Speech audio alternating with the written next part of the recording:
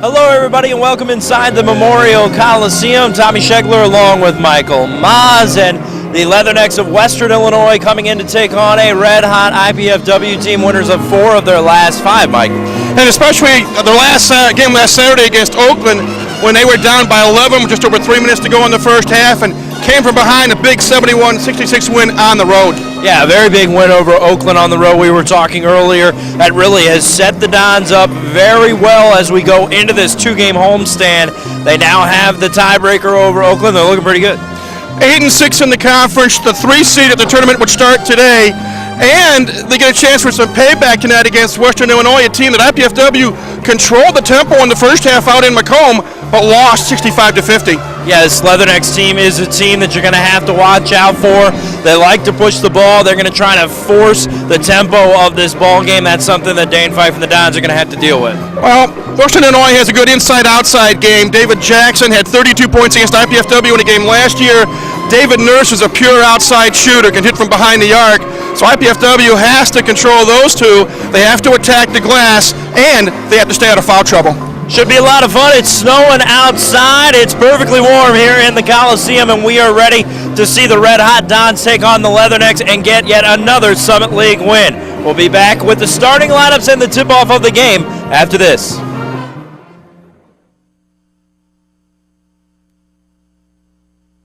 I guess I'm like most kids. I work hard, I go to class, and I want a degree that's going to mean something. I had offers from other universities, but I wanted the best out of my college choice. I wanted a great education and the campus life to go with it. Student housing, I found it all right here at IPFW. Hey, this is my university, my life, so it's got to feel right. I'm really glad I chose IPFW. I love it here. Go to the website. Indiana University, Purdue University, Fort Wayne, one university, 2 great names. The shirts say it. The team plays it. The fans scream it. Arnie's Army is on a mission bringing national caliber Division I IPFW men's volleyball action to Fort Wayne. Tickets to these and all the games are available now at the Gate Center ticket office or at the door.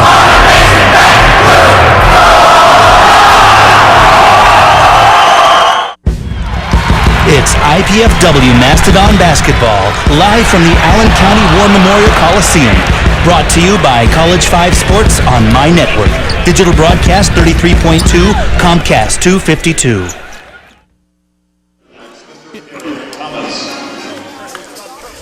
Back inside the Memorial Coliseum, just moments away from tip-off between Western Illinois and IPFW. Tommy Schegler, Mike Maz, we are going to go over the starting lineups right before tip-off, and to do so, throw it over to Mr. Mike. Thank you, Tommy. For Western Illinois, at one guard will be David Jackson. He's a 6'4 senior out of Memphis, Tennessee. At another guard will be David Nurse. He is a 6'2 sophomore from Kearney, Missouri. Up front, Jerence Owick-Murray is a 6'6 senior from El Cerrito, California. Also starting up front will be Chris Gonzalez. Chris is a 6'8 senior from Chicago.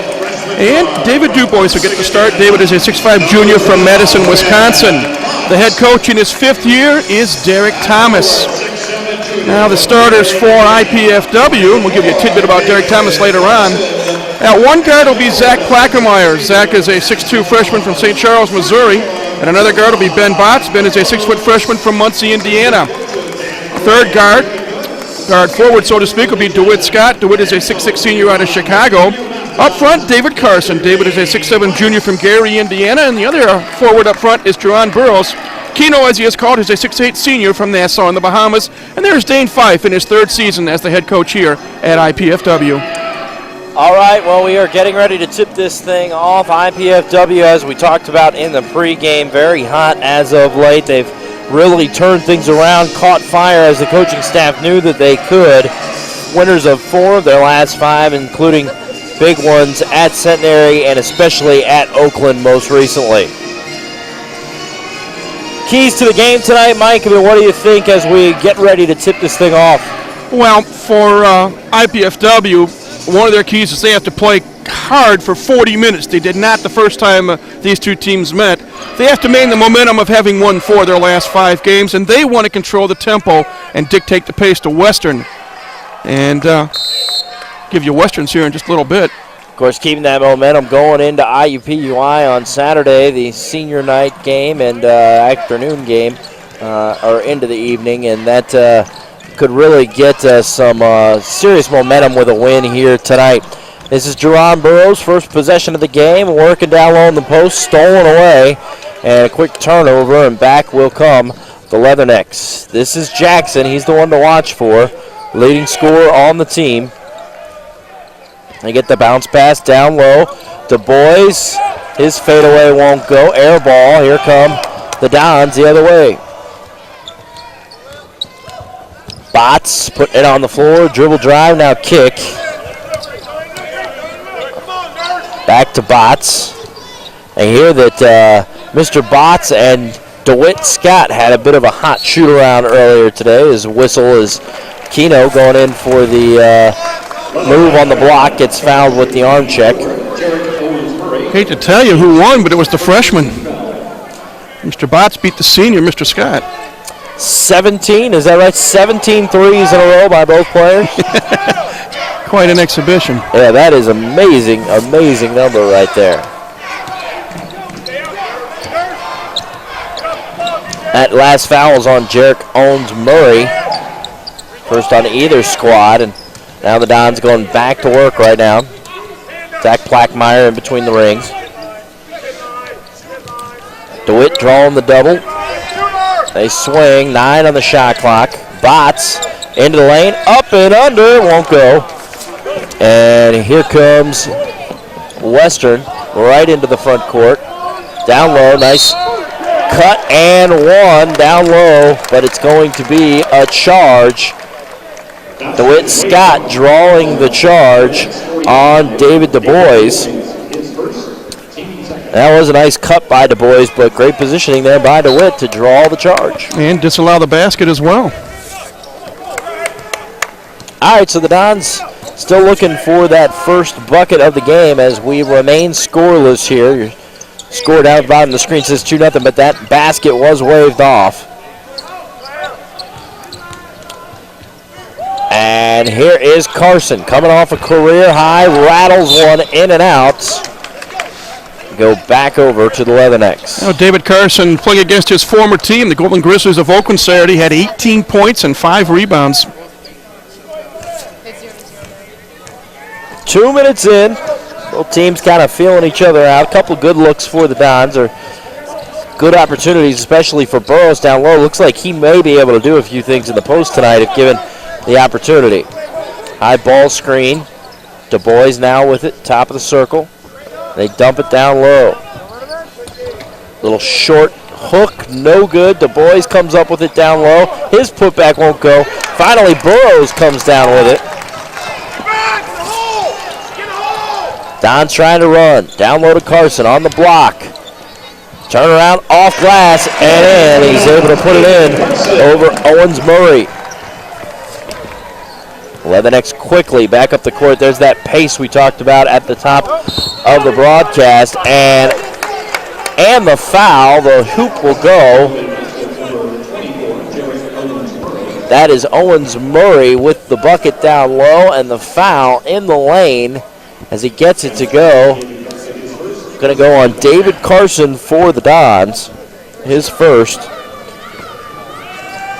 So Carson now has a foul, but Owens-Murray is the man at the stripe, and he is not able to complete the old-fashioned three-point play. So we are tied at 2. Here's Bots on the wing. High screen by Keno. Now they dump it down low to him. And a wraparound. Burrows going to be called for the offensive hook. His first. That seems to be a point of emphasis call, Tommy, this season, especially in the Summit League, that wraparound move by the player trying to establish low post position. Quickly off the bench and checking into the ball game today for the first time, Demetrius Johnson. Plackmeyer takes a seat. Check that. It's Burrows that takes the seat for the Dons. Bit of a small lineup out there now. Wide open. Du Bois drops in the 16-footer.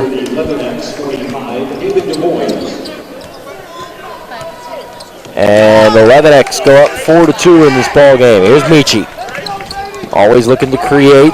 Ball almost stolen away. Fought for. Coming up with the loose ball is Plackmeyer. And now Botts is with it. Botts, nice shovel over to Johnson. And an easy lay-in. Nice look. Nice play by Botts finding Michi. Long three on the way. No good. Chris Gonzalez throwing that up. And Plackmeyer checked pretty hard as he comes into the front court. It's going to go against Gonzalez, the guy that just missed that long three. 13 foul. Gonzalez is first. Demetrius Johnson did not play in the first game. That's why he's going through his injury problems. And here's Michi backing down on Du Bois. Nice pass to Carson. Carson fights through the flop down low by Owens Murray and puts it in. Hot play for David Carson continuing for the Dons early on.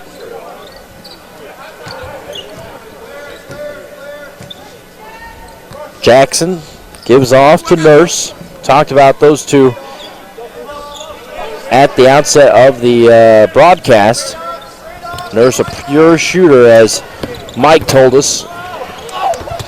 And ball going to go out of bounds, stay with the Leathernecks, and we've reached our first official timeout of the ball game. 6-4, IPFW with an early 2-point lead on Western Illinois. Let's see if they can expand on that when we come back.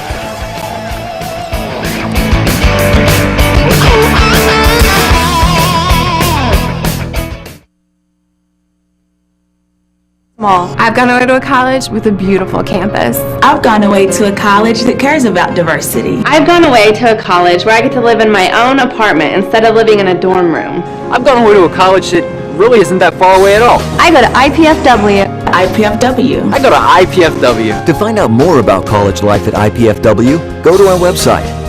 Indiana University, Purdue University, Fort Wayne. One university, two great names. Think spring. It's time for the 9th annual Easter basket collection for the children of the clients of SCAN. Stop Child Abuse and Neglect. 10 area colleges are accepting donations of filled wrapped Easter baskets between February 18th to March 17th. Fill your container with unopened, prepackaged items and then wrap the entire basket. You can drop off your baskets at any area college or university and the alumni directors will deliver them to SCAN in time for the holiday. With your help, we'll make the Easter holiday a bit brighter for the children of SCAN. Welcome back here. Early portions of the first half. Dons with a 2-point early lead. Leathernecks coming in here trying to get a win on the road, and this is how they can do it, Mike. They want to establish an inside presence. They want to attack the glass, and they want to force IPFW turnovers. They have the ball right now off the inbound, looking for a shot. And this is Jackson. Down low. Owens Murray. Shakes, bakes. Tries to pull and walks. That's the second Western Illinois turnover, Tommy. And Jerix Owens Murray in the game that these two teams played twice last year in the game here in Fort Wayne, Owens Murray had 26 points, so he's someone to think about as well. Botts coming off the screen here on the wing, working on Nurse. Looks a step quicker than Nurse. Chris Perkins into the game for the first time tonight. For Plackmeyer out of this timeout. And this is Johnson. Kicks out of the double team. Botts with it at the stripe. And Du Bois comes away with the steal out on the perimeter. Going against Johnson. Really ill-advised shot, but coming away with the trash is James Washington, and he's able to put in the baby. A lot of contact there, Tommy, and the officials are seemingly letting it go right now. Game tied at 6. That's exactly what Derek Thomas is saying here right in front of us. Kind of working the refs a little bit. Shot up and no good by Perkins. Long rebound coming out to the Leathernecks, and now they look to push. Washington into the lane. Weak side. Jackson rainbow three is good. Leathernecks take the lead at 9-6. David Jackson averaging over 14 points a game. High ball screen for Michi. Doesn't do much with it. Now goes ISO. Spins into lane. Double clutch shot off glass. No good. Almost tipped up and in by one of the Western Illinois players, but they come away with it. Here's Washington into the lane. Kick to Jackson. He penetrates. Off glass, no good. And here come the Dons. Bots. Demetrius Johnson kind of stumbled and fallen. I think that pass was originally intended for him, but Ben is there. And now drives. Off glass, no good. Carson in there, banging the bodies. Put back won't go, but he's fouled as he goes up with it. And that's going to go against David Jackson. It'll be his first. Well, David Carson in the right place at the right time with Bots missing the short shot. David Carson shooting 2 for IPFW. So here is Carson. We mentioned has been playing well as of late. Number 30, Delvon Johnson checks in for Western Illinois. He's a 71% free throw shooter that just knocked down the first of the 2 free throws he gets.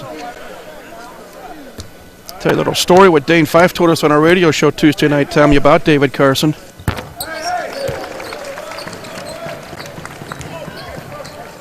We go along.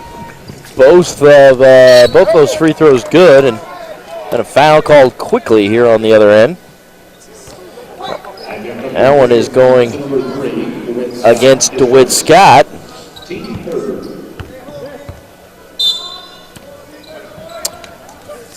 All right, inbound for the Leathernecks into Jackson. Now dumping it down low into Delvon Johnson. And driving and getting blocked is Larry Dumas, and a 3 for Bots, no good at the other end. Washington, man, he's a quick guard, but swatting it away is Demetrius. Johnson the outlet as we have just up and down action here early on. Tommy, this crowd wants to make some noise. Perkins kicking and ball stolen away. Dumas bringing it into the front court, now off to Washington. He'll reset things up in between the circles.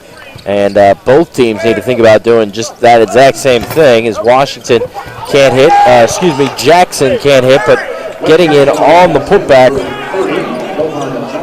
Delvon Johnson. Back to a 3-point lead for Western.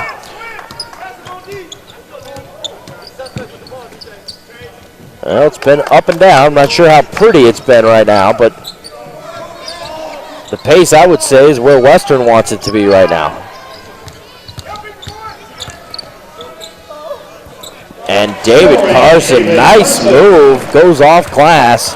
Defender right on him. Lead pass way up ahead. Du Bois goes off his hands and out of bounds.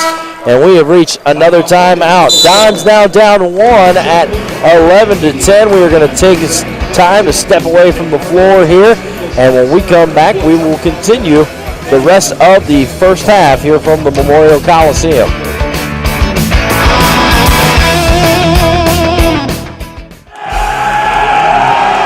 The shirts say it.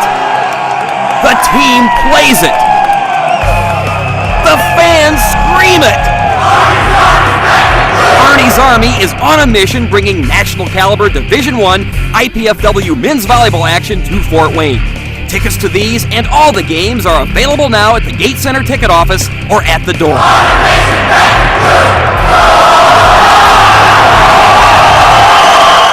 That book was all right. You know, if she continues to spill product at a rate of 3 per hour, unit cost, say 60 cents. Factor in breakage, downtime, lost sales. You're looking at $2,400 a month.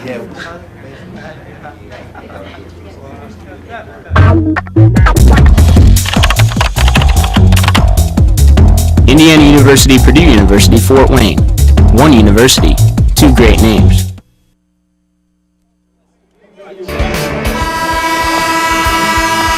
Tommy, the last time these two teams played was on January 24th in Macomb, Illinois, and IPFW lost that game 65-50. The game was tied at halftime 26, and as I said in our pregame, IPFW actually controlled the tempo and had the lead for almost the entire first half, but they did come up with the L. And that was during a rough part of the season. Dons really were struggling to try to find their way on the road. They've now gotten over that hump really started to hit their stride as of late. And here's Carson as we're coming out of the timeout, but he throws it away, and that is going to be an over and back. Fourth turnover on IPFW. Neither team shooting well right now, Tommy. IPFW 4 of 11, 36%, and Western 5 of 16 for 31%. Yeah, it's pretty much been a downright ugly start to this ball game on both sides. Neither side seemed to be able to get into any kind of rhythm offensively. Du Bois on the drive, fading away, no. Carson the big rebound. And the Leatherneck coaching staff really wants some of this contact down low to be called. Right now, the refs definitely letting both teams play as DeWitt Scott picks up the loose ball and is able to put it home. His first points of the night. This is Washington.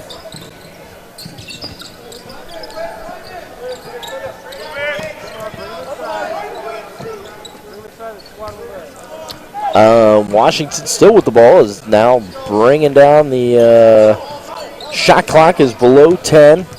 Carson steps out on the high ball screen.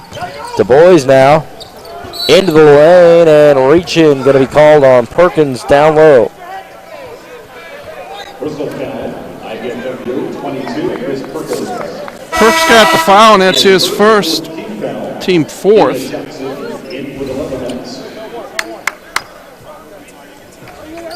All right, so inbound here for the Leathernecks. Gonzalez to pull the trigger, gets it in. Jackson turnaround shot, turns out to be an air ball, and a great play by Delvon Johnson is able to knock it off Carson down low, so it's going to stay over with Western. Tommy, you see Jakari Johnson's on the floor for the first time, a junior out of Grand Rapids for IPFW.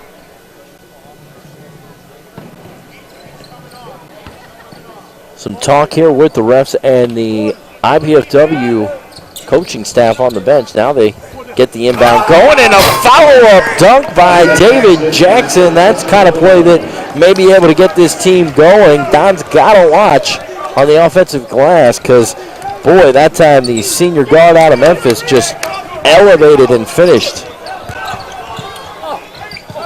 And DeWitt Scott out of control, kicks to Jakari. He won't find a range from out up top, comes up short. Tommy, Western has out-rebounded IPFW 14-9 thus far. Jackson feeling it, this time misses. Don's still only down one, despite not playing well here in the first 10-plus minutes of this game. Carson and one down low. Basket scored, David Carson. Leatherneck foul. David Carson already in double figures with 10 points. That was a nice, strong move on the baseline, and that one is going to go against number 32, as you see. Carson get the ball, turn, face, one little move. Chris Gonzalez gets over late. He's called for the foul, and it goes in. David missed the free throw, however. So no completion of the three-point play, but Dons do retake the lead at 14-13.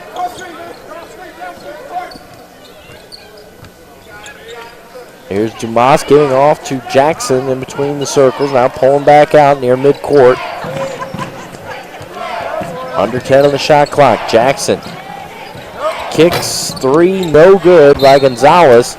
Goes out of bounds and over to IPFW. Now Chris Gonzalez is a pretty good three-point shooter coming in. He had knocked down 28 of them and was hitting 45% of his three-point shots, but misfired that time, and he is now 0 for 2 behind the arc. In the game for the first time tonight for IPFW, Nick Luttrell, the freshman out of Nashville. Well, he had 6 great minutes in the first half Saturday at Oakland. Here's Perkins on the block, turn around, rolls around and gets in. A shot over Washington, the point guard. Now Washington will try to counter. Perkins all over him the whole way. Down low, puts it on the floor, up, but no good is Lewis Johnson, who's into the game for the first time today for Western, and Perkins is blocked as he goes up with it. Ball going to go out of bounds. Stay with the Dons. Tell you what, Tommy, these officials are hesitant to blow the whistle because this is not really a basketball game. It's football in disguise, the way that these two teams are hitting each other. Yeah, there's been a lot of contact on both ends. So here's Demetrius. Inbounds to Jakari. Back to Michi. Baseline J is an air ball. Latrell fights for the offensive board. Gets by the double team, and then a nice turnaround shot. He was kind of behind the backboard and was able to adjust it in midair and get it to go. Great effort. That'll get him some more playing time. Don's biggest lead of the game so far at 5 points. Here's DeMoss. Jackson puts it on the floor. Kicks to Washington. Washington, the runner off glass, is good. I have to admit, Tommy, Derek Thomas is just to the left of us saying, why no fouls? And I have to agree with him the way these bodies are banging each other. Yeah, there's been that time right there on the drive by Jackson. He was definitely cut off, and there was some body contact. But as long as they're not calling it on either end, I'm fine with it. Get a little Big East basketball in here, Moss. Nice jumper from Chris Perkins. You're not referencing West Virginia, are you? No, I would never do that. Don't want any personal bias carrying over to the broadcast. Dump it down low. And losing it on the floor is Du Bois. Here come the Dons running. No numbers for Perkins. Gives it up to Michi. Kick out to Jakari. And DeWitt was wide open. But, hey, Perkins able to drop it in. And Derek Thomas wants a TO as this thing has grown to a 7-point lead for IPFW. It all started with a great defensive play that time on the defensive IPFW. All right, we're going to take a quick break. Don's up 7 right now. We'll see if they can expand on that before the half when we come back.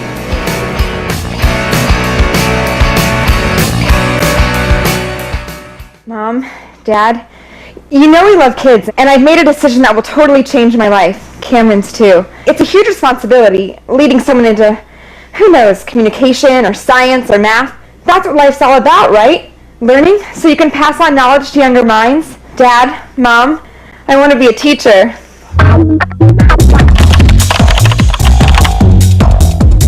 Indiana University, Purdue University, Fort Wayne. One university, two great names. Life is good, but with a master's degree from IPFW, it could be even better. You could land a promotion, earn more money, become a leader in your field. And IPFW makes it easy, with affordable tuition, night and weekend classes, and more than 20 graduate programs from business to education to public affairs and more. Become the master of your future. Indiana University, Purdue University, Fort Wayne, your graduate university. All right, welcome back in here to the Coliseum. The Dons working the offense. Nice extra passing to find the open man, Jakari Johnson. Finding Chris Perkins wide open in the middle of the lane. That was right before the timeout called by head coach Derek Thomas of the Leathernecks. It also made the lead 7 points for IPFW. And while we were away there, a quick foul called on Chris Perkins, which brought us to another timeout on the floor. So when we come back to live game action, it's going to be David Jackson for Western going to line to shoot 2. Chris Perkins picking up his second foul, but the Dons have shown life in the last few minutes. They really have, and it's coming off the bench. One of the things that Dane Fife has done, and it was actually precipitated by the injury to Demetrius Johnson, is that rather than start Mish as he had been in the first part of the season, Dane is bringing both Demetrius Johnson and Chris Perkins off the bench, and he's starting his 2 freshmen, Botts and Plackmeyer, at the guard positions, and it seems to be working well because there's new life is injected when those 2 guys come on the floor. Well, we mentioned the slow shooting start for both teams. You look at that has changed now with 47.6% from the floor for the Dons from the field right now. But Western's still struggling, 7 of 24 for 29%. Okay, so this will be Jackson at the line after the foul on Perkins right before the timeout. Be honest, Tommy, I didn't think it was a shooting foul. And the first one is good for Jackson. Well, David Jackson's an 82% free throw shooter.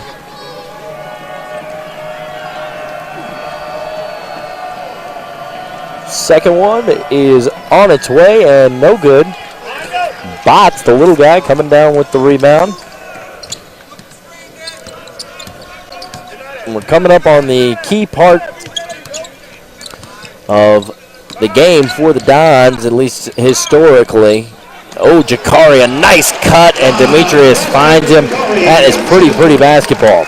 Boy, nice eye contact between Meach and Jakari. And a stuff down low by Demetrius, as going up with it down low was Du Bois, David Du Bois, and he's been stuffed a couple times down low by Michi. Anyways, the last 5 minutes of the first half has historically hurt the Dons in several past games, so always look at the way they can finish the half as an important part of any victory. And foul away from the ball. Quick whistle, and it's going to go against Johnson. That may be payback for some of the non-calls earlier tonight. That's the 6th team foul. Dane Fife not happy there. All right, so here come the Leathernecks back with the ball and looking to cut into this 8-point lead that IPFW has built. And Nurse back in the ball game, gets it to Du Bois, drive, and going to be a blocking foul called on Luttrell on the baseline.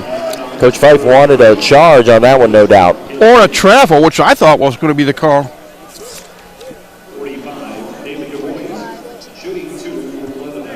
Du Bois going to the line. So we mentioned now in the bonus are the Leathernecks. Du Bois just a 58% free throw shooter. And first one no good. I should check that. It's only their, now they put up 17 foul, but they actually called that a shooting foul. And some interesting calls or non-calls so far here, Tommy, the first half. Both coaches shuffling some players in and out.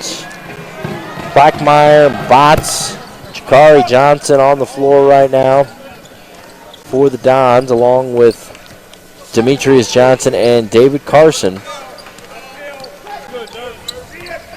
Here's Demetrius, really a 4-guard lineup for IPFW. And they spread the floor. Jakari able to go right around the defender and hit on the pretty finger roll. He's got 4 points now. This is his kind of game. 9-point lead as Du Bois hits the ground hard. No call. And here come the Dons the other way. Bots, the three. Good! I have to tell you, Tommy, I think Ben Bots is the purest shooter I've seen in an IPFW uniform in 5 or 6 years. He's given them a 12-point lead here early on. Jackson tries to answer and does from the corner. Can't leave that guy wide open. He's got 9 points already. 9-point game. And here comes Demetrius walking it up the floor into the front court. We are below the 5-minute mark here in the first half. IPFW has been playing well as of late, looking to keep it going here against the Leathernecks and avenge an earlier loss in the year. David Carson maybe a little bit further out than Dane Fife would like to see him shoot the ball. Jackson feeling it, goes for his second in a row, no good. Bots, the little guy, comes down with another rebound. And getting to the bucket is Demetrius, drawing the whistle. He will go to the line.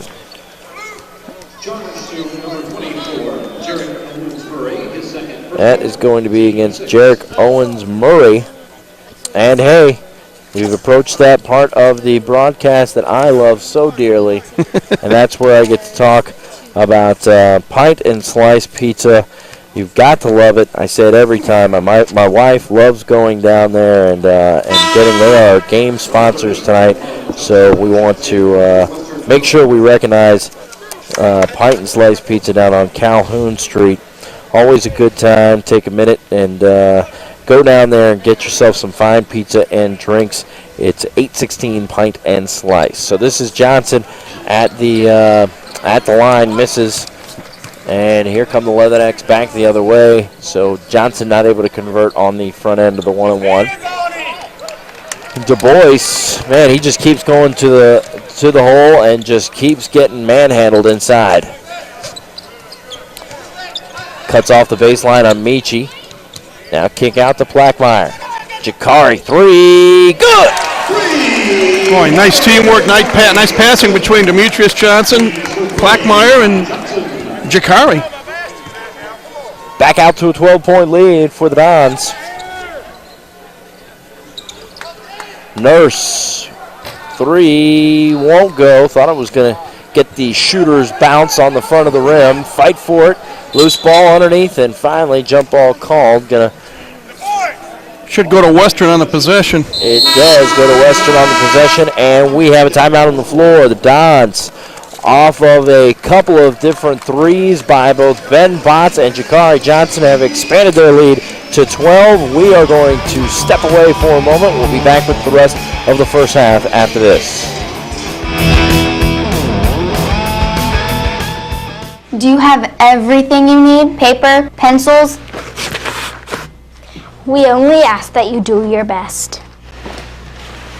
And make you a snack.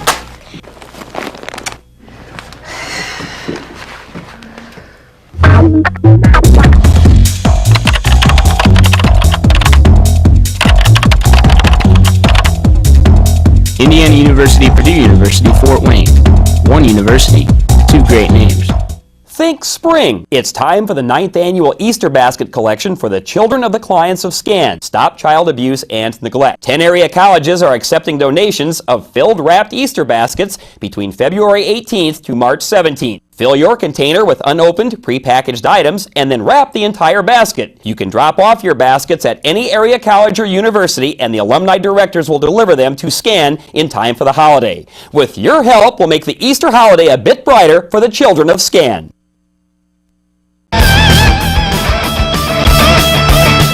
The Dons has really sparked their current lead. This Jakari Johnson just moments ago knocking down the triple from the corner, and IPFW now leads it by 12. About 3 minutes and 20 seconds left to go here in the first half. Tommy Schegler, Mike Maas watching the Dons try to get the first of what we hope will be 2 wins on this homestand. You mentioned Jakari's three-pointer. He has both of the three-point field goals IPFW has here in the first half. All right, here's Nurse off the inbound pass. Comes off a screen. Now they swing it over to the weak side. Up top to Nurse. Kicks to Washington. He's been able to penetrate all night. And they call an offensive foul on Washington. Dropped his shoulder. Man, that is a tough one to swallow if you are Derek Thomas and the Leatherneck coaching staff. Yeah, I can see where he might be a little upset, Tommy. Don't get me wrong, I'm taking it all day long, but that was a rough one. First on Washington, by the way. And Du Bois comes away with a steal and finishes on the other end. Not the best pass by Demetrius Johnson there. A little bit of a lackluster effort there by Michi. Guarded by Jackson this time. Hands off. Plackmeyer down low to Carson. Carson turns, faces, now kicks. Jakari knocking in yet another three. You go with the hot hand, and he's in double figures with 10 points.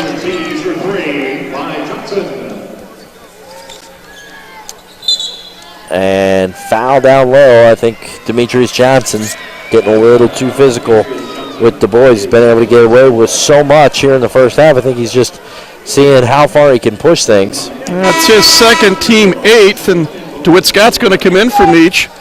Interesting, Tommy, Jerron Burrows has not played that much in this ball game. That's a good point. He went out early on, and we have not seen much from him since.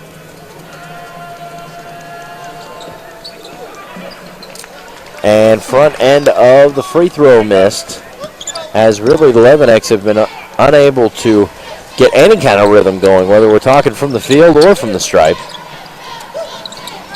Carson doing a good job down low, sealing. Pass was a little wide from Jakari, but getting into the lane and drawing the foul is Carson. Delvon Johnson coming down with the hammer on that one. Well, and there's a case of the junior, David Carson, working on the freshman, Delvon Johnson, and that experience came into play there, and David's going to get a couple of freebies. All right, so here is Carson. First one is good. Expanding on the lead now. You mentioned it earlier, Tommy. This is the time for IPFW to put the pedal to the metal. What's the story about Carson that you had? You're holding out on us. All right. Basically, the story was his two best games this year have both been against Oakland, the team he used to play for. So Dane Fife on the radio show Tuesday night said from now on, every game that we're going to prepare for, we're going to put the word Oakland in David Carson's copy of the game plan. Good plan. Good plan. You should drop all kinds of Oakland A's references just throughout conversation as Bots rattles one in. And Don's really starting to expand on this thing, down out to 17 points. And that last 5 minutes, as we talked about, Mike, they're really finishing strong right now. Jackson, turn around, in and out, and then back in again. Well, he used every part of the rim on that one and the backboard. Well, David Jackson with 11 points, trying to keep Western within shouting distance. Here's Bots. Jab step. Up and under, off glass. Boy, that was ugly, but here comes Carson, and almost got the putback, plus the foul. Boy, that shot by Bots. You see the look on Ben Bots' face. Why wasn't the foul called? Because I was attacked. I was assaulted.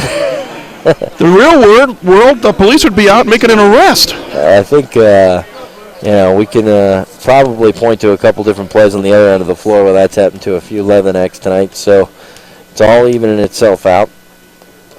But Carson ends up at the line after the great work down low. He's having an all-around fantastic game. As, by the way, that foul was called on Johnson again. So he's picked up 2 quick fouls in the last 35 seconds or so. And he will take a seat on the bench. Lewis Johnson checking in, the senior out of Chicago. Tell you, David Carson now 6 of 7 at the free throw line. He's having an all-around pretty good game. 14 points. Du Bois came free off a screen, able to put it off glass and in without a problem. 15-point lead for the Dons. A little 2-for-1 right here, I would assume. And Carson can't hit. Here's Washington, crossover. Dribble drive. Oh, man, DeWitt was just waiting for him, but somehow got called for the block. Well, second foul on DeWitt Scott. Should mention, Tommy, that our officials tonight, two of them have been here many times before. J.D. Cowens, Mike Foote, and Terry Weimer. Had Lepper into the ball game. A guy that hasn't seen much playing time, but can stroke it. Tell you, James Washington, I think he would like to play in an up-tempo offense, Tommy, because he just loves to push the ball up the floor. Oh, yeah, that is an understatement. He's quick, too. I mean, he could do it. He has had a step on every Don defender that they've put on him so far tonight. 74% free throw shooter, knocked down the first one. He's got 5 points now. Little guy, though, at just 5'10", but a freshman. So 5'10", that's taller than me. That's true. He may have a step or two on you, too, Mike. I'm going to go out on a limb. I think more than 1 or 2. All right, Don's going to hold for the last shot here, if they so desire. Bots. Tomas on him. And a whistle. And that really kind of ticky-tack compared to what has gone on here in the first half. you know, something that we've talked about many times, be it radio, TV, or otherwise. We always ask officials to be consistent. And there's Larry Dumas just wondering what the heck's going on. His first. Now it's Botts going to the line. Boy, he made 4 clutch free throws late in the ballgame Saturday at Oakland. 78% free throw shooter on the year. He connects in the first one. Actually, before I looked down to look that up, I would have guessed that it would be higher than that. Well, the funny part was he was on the bench for almost the entire second half, comes in the last minute and knocks down 4. Second one no good. Dons with a 14-point lead. Don't want to give up the 3 here. Oh, almost a steal by Jakari. He's still fighting for it. But coming down with it is Washington. 5 seconds left. Washington tries to pass it. Lepper comes away with it. Ball loose, and time is going to expire on the first half. But the Dons, a good first 20 minutes of this ball game. They have a 14-point lead at 42-28. And are getting a standing ovation right now from the crowd here at the Coliseum that have braved the weather to come out and see IPFW take on Western Illinois. All right, halftime show coming your way next. Mike and I are going to look at this thing every which way, backwards, forwards, up, down. We'll see what we have to say and what we think the second 20 minutes of this game is going to look like. We'll be right back with the halftime show when we come back.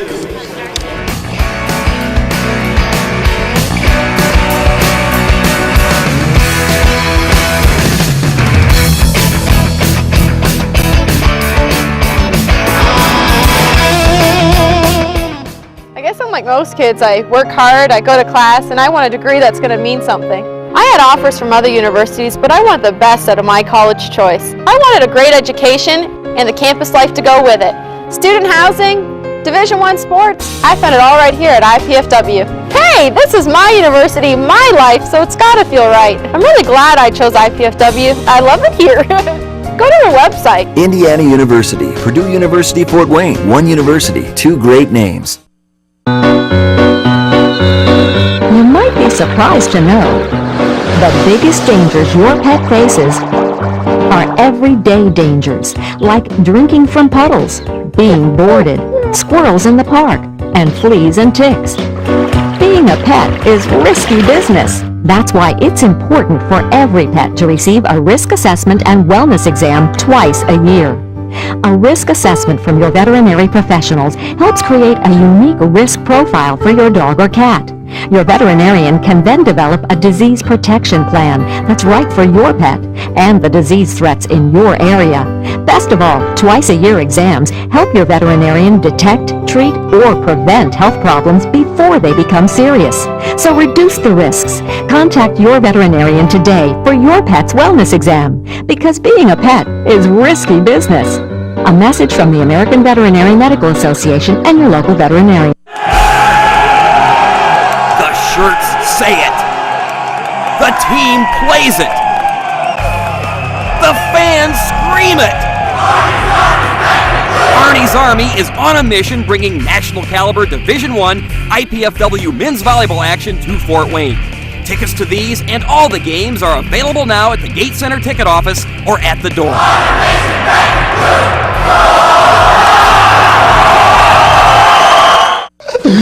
Pizza! I must eat. Wait, what is this? Capsicum annum? Agaricus bisporus? Allium cepa? Can we eat this? Peppers, mushrooms, and onions. Eat your pizza, man. Honey. Indiana University, Purdue University, Fort Wayne. One university, 2 great names. Back inside the Coliseum, Tommy Schegler along with Mike Moz. We have reached halftime, and you see it right there. 42-28, IPFW survives what I would describe in several different ways, but I'm going to go with sluggish first start to the game to what I felt like, at least from IPFW's standpoint, played pretty well offensively over the course of the last 8 or so minutes of the half. Yeah, the game started off on the slow side. Game was tied at 2-2 at the 17:21 mark, Tommy, and then IPFW slowly took control. But early on, there was a lot of bumping at both ends. The officials decided that they weren't going to blow the whistle much tonight in the first half. Yep. And then you had situations where players on both ends were actually getting knocked down. No calls. But East basketball, baby. Yeah. Maybe they watched Phoenix and the Lakers last night. I'm not sure. But IPFW finally started to get into a rhythm. And one of the reasons, I think, was the play of Jakari Johnson and also the play of David Carson. Absolutely. I don't know. We go into the numbers later. They're both in double figures. But David provided an inside presence, and Jakari provided an athletic presence because he's a slasher and a cutter and a driver. Right. And he was able to slide through and get a couple of shots to go down. And meanwhile, I know at one point Western was 7 of 24 from the floor, and that doesn't equate to very much, less than 30%. And IPFW, I think, finished the half over 50%. So, and as you mentioned, the last 5-6 minutes were critical, and IPFW controlled the tempo, and they controlled the boards. They hit the shots, and they're up by 14 at the break. And I'm sure that Dane Pfeiffer's in the locker room right now saying, guys, remember on January 24th, we were ahead late in the first half, and we lost the lead. So we have to come out in the second half and play like we're 14 down rather than 14 up. Yeah, just as much as we talked about the last 5 minutes of the half being oh so important for the Dons, the next step is the first 5 minutes of the second half. That's something that has been an issue from time to time, although not as much as the end of each half. All right, let's take a look at why this game is important right now when you look at the conference standings here in the Summit League. And, Mike, I know you know these standings better than just about anybody out there. I mean, the Dons have really surged as of late. Well, they won 4 of their last 5. When you look at the numbers, ORU 14-1, IUPUI 13-2, and IUPUI just knocked off Oral Roberts Saturday night down in Indy. Then you see Oakwood and IPFW at 8-6. Now, Oakwood is listed above IPFW because of the better overall record, but in the tiebreak system, and that's head-to-head tie, is the first tiebreak, IPFW is above Oakwood because they've beaten the Golden Grizzlies twice. Then you see North Dakota State and Western Illinois at 7-8, Southern Utah 6-9, UMKC, which is University of Missouri Kansas City, at 4-10, Centenary College 3-11, and South Dakota State 3-12. It's kind of funny. We were talking about this earlier today. In 3 weeks, IPFW will head to Tulsa for the first ever Summit League postseason tournament. And you look at those standings, right now IPFW controls the 3 seed. Yep. And IPFW likes that because IPFW has lost to Oral Roberts twice. They have lost once to IUPUI. They'll play them again Saturday afternoon on Senior Day.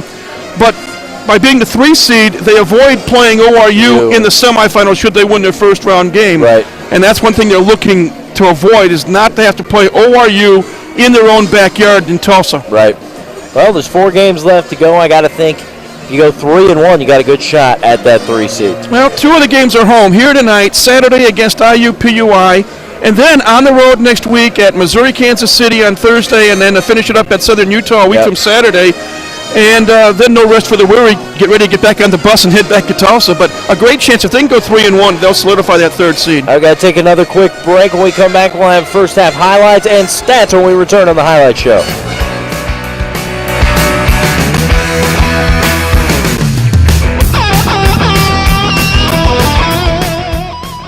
Spring. It's time for the 9th annual Easter Basket Collection for the children of the clients of SCAN. Stop Child Abuse and Neglect. 10 area colleges are accepting donations of filled wrapped Easter baskets between February 18th to March 17th. Fill your container with unopened, prepackaged items and then wrap the entire basket. You can drop off your baskets at any area college or university and the alumni directors will deliver them to SCAN in time for the holiday. With your help, we'll make the Easter holiday a bit brighter for the children of SCAN. What do triglycerides or trigs have to do to get noticed?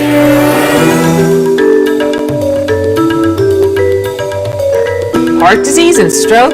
Really? We should pay her more attention. Normal triglycerides are below 150. High triglycerides increase your risk of heart disease. And if you're a woman, that risk goes up even more. After standing in the shadows of good and bad cholesterol, triglyceride, also known as the forgotten fat, is ready to share the spotlight and the attention. Next time you have your cholesterol or blood fats tested, ask your doctor about the role triglycerides play in your heart health. Remember to ask your doctor about the good, the bad, and the forgotten fat. For more information on all of your blood fats, the good, the bad, and the forgotten, go to ForgottenFat.com. And remember, normal triglycerides are under 150. This message brought to you by Sister to Sister, working together for healthy hearts. Coming up this month on IPFW Up Close, do you remember how you paid for college? How are your kids going to pay for it? Would you like some help? Well, we'll talk about financial aid and that all-important FAFSA document. Are you looking for a quick cultural getaway? How does Shakespeare in the Windy City sound? Going green is more than a marketing slogan for a lot of people. See how an IPFW Habitat for Humanity project is using sustainable design to build one family's dream home on Up Close Sundays at noon. Are you in there?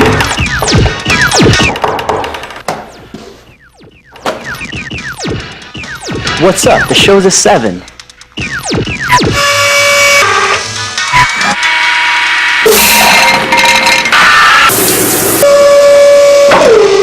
Whoa.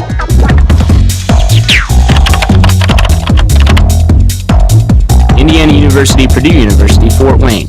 One university, two great names. Halftime here at the Coliseum, 42-28. The Dons with a 14-point lead at the half, and we'll take a quick look at how exactly we arrived at this point. Tommy Schegler with Mike Maas, and we mentioned it was a slow start for both teams early on in this game, and a physical matchup as well, as you see the boys kind of being knocked around by Demetrius, but Washington was able to put it home. David Carson, we talked about him several times, just fantastic throughout the first half. All around great game by him so far. He's got 14 points. DeWitt Scott putting it in as we were back and forth a lot early on. The big dunk by David Jackson. Thought that was going to spark the Leathernecks at the time, but it ended up that the Dons really started to take over on the strong play from Carson down low, and the offense just seemed to start to click. Several great opportunities made by Washington, the little point guard for the Leathernecks. He was able to penetrate several different times throughout the first half, but Jakari, the nice cut found by Demetrius Johnson, and the Dons really started to get it rolling. Ben Botts rattling in the three, and this is really when they started to pull away. Jackson was able to counter that on the next trip down from the Botts three with a three of his own, but then it's Jakari, and he's able to step back and put it in without a problem. Jakari Johnson with 10 points, and Du Bois got the steal. It was up to a 16-point lead. They got it down to 14 before the end of the half. Jakari, his second three, and he was just fantastic. 2 of 3 from behind the arc in the first half, and Botts rattling another one in. Finally, it's Jackson. The turnaround shot down low. 14-point lead at the half for IPFW, and man, they come out here in the second half. They need to continue to have the pedal to the metal as we take a look at the first half numbers. IPFW 16 of 30 from the floor for 53%, 3 of 6 from behind the arc for 50%, 7 of 11 at the foul line for 64%. They got 21 rebounds, 7 assists, and 4 steals. Western 11 of 32 from the floor for 34%, just 2 of 7 behind the arc for 28%, and 4 of 8 at the foul line for 50%. They had 20 rebounds, 4 assists, and 3 steals. Individually speaking, Tommy, and you mentioned what a half. David Carson, 14 points on 4 of 7 shooting and 6 of 7 at the line. Jakari Johnson, 10 points, 4 of 5 from the floor, 2 of those trays, and Ben Botts with 6. Jackson with 11, Du Bois with 7, and Washington with 6 for the leading scorers for Western Illinois. Last break of the half when we come back. Second half action here from the Coliseum. 42-28, your halftime score.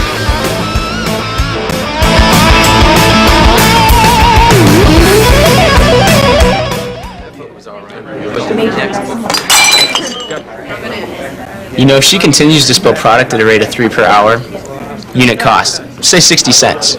Factor in breakage, downtime, lost sales, you're looking at $2,400 a month.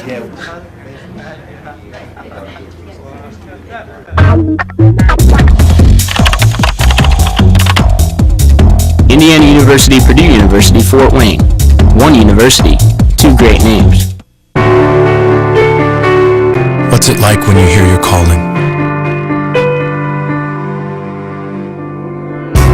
Will you remember where you were? Will you ignore it? Or will you listen?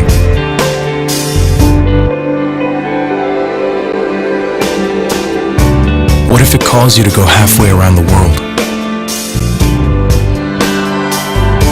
To share your skills?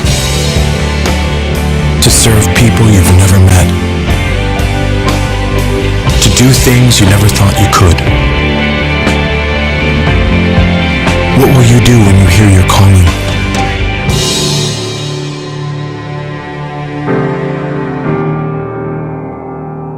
Peace Corps, life is calling. How far will you go?